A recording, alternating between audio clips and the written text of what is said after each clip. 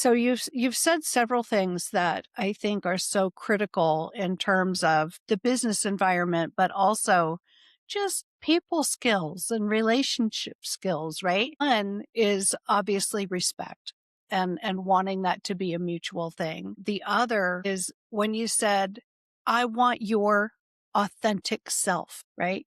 Wanting your employees to bring themselves to work and not just step into the role of a number or a cog on a wheel, right? And then third, your insatiable curiosity is so pervasive throughout everything that you just shared. And really that's a secret to interacting with neurodivergent people, right? Respect, insatiable curiosity, right? I love that. Yeah. And kudos to you for managing that way. Well, thank you.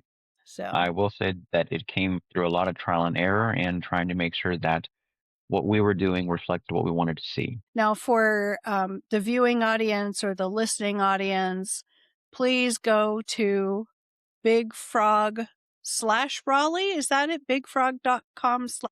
Officially, it's bigfrog.com/Raleigh-North, but that's kind of hard for some people to understand because technically we have the north side of Raleigh. But the simple version is just bigfrograleigh.com. Okay. Okay. And so because we want to support each other, because we do like to click with one another, right? Oh, yes. So yeah. And you do more than t-shirts, if I remember from our first face-to-face interaction when we were just, doing a meet and greet. So you have all kinds of merch. What all kinds of merchandise do you offer through your printing services?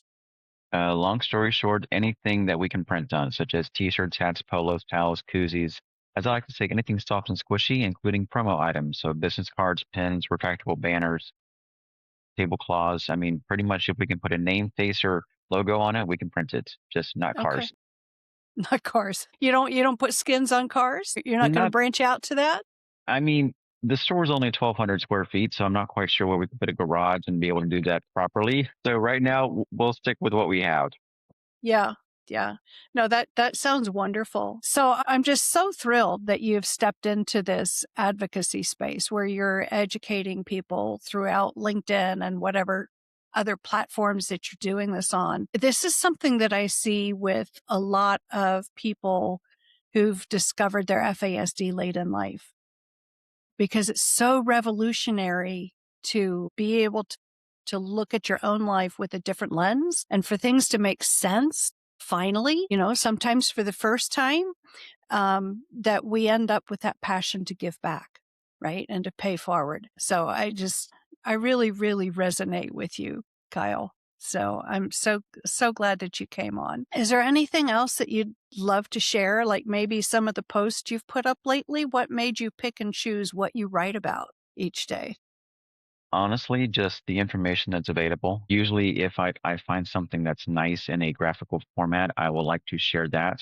Some people have really created some really nice graphics, and I like to give credit where credit is due, if credit can be found. But beyond that, it's more of what exactly can I say that I'm experiencing or have similar experiences with and share with the audience.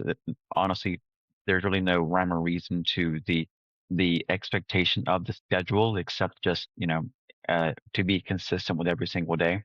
But beyond that, the more that I see and the more that I learn about what's happening, the more that I can relate to myself and say, hey, this actually makes a lot of sense. Now, not everything that I see makes complete 100% relevancy, but I can at least share it with my audience and say, hey, this also happens. I may not have direct experience with, say, OCD, but I can still share some of the same skills and assets.